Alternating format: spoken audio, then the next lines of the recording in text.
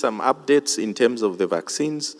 Globally, we have seen a ramping up of vaccines, and of course, there's been a few drawbacks, especially regarding to vaccine safety, because, of course, there are a number of adverse reactions that have been reported, and certain vaccines have actually been halted or are in the process of reformulation, and further investigations are being done to actually investigate some of these adverse reactions. Again, I'm not here to alarm people, but really to assure you that in terms of the benefits of vaccination, they actually outweigh the risks. I can give specific numbers. For instance, in the EU, they have vaccinated over 17 million people, and they've reported about 15 people who had some blood clots.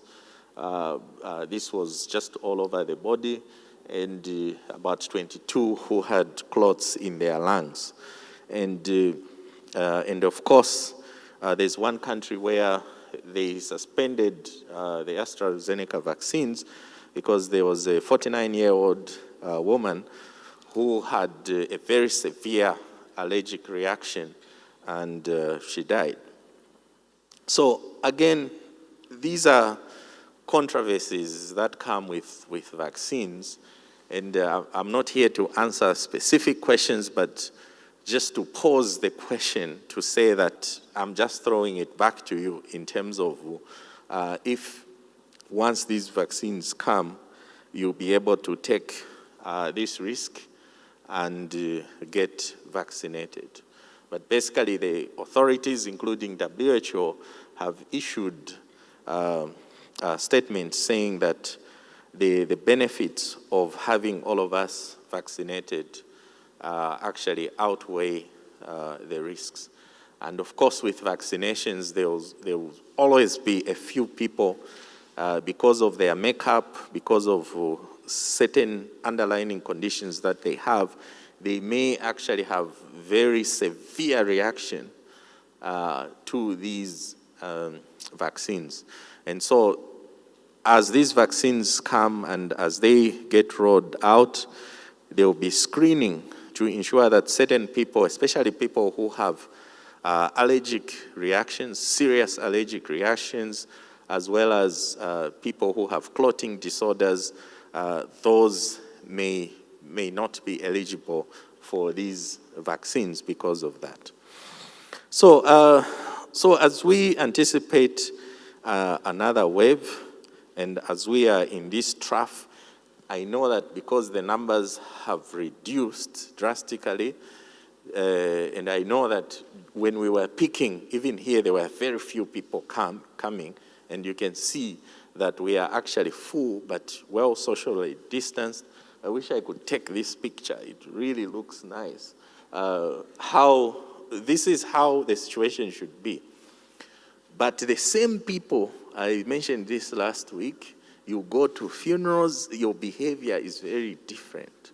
And so I think we thank our pastor and the team, the ushers, for the great job of keeping us safe, for cleaning up, for making sure that this place is disinfected. We have not suffered much in terms of people getting ill or losing them, and I think it's due to the efforts that our leadership has mentioned, has made to ensure that we are safe. So let's continue hand washing, wearing our face coverings. Let us avoid super spreader events, and make sure that when you are having symptoms, COVID now is no sense of smell. Some people just have irritations on their throat. You feel, you keep doing, you get irritated. Those are first warning signs, and make sure you you avail yourself for testing so that we can curb this. Thank you very much.